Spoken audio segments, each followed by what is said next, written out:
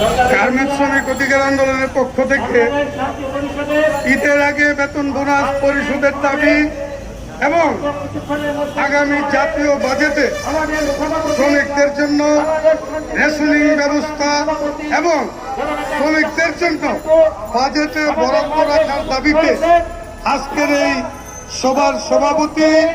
উপস্থিত জোটের নেতৃবৃন্দ, যারা শুনছেন, সমবেত বন্ধুগণ, আজকে আমরা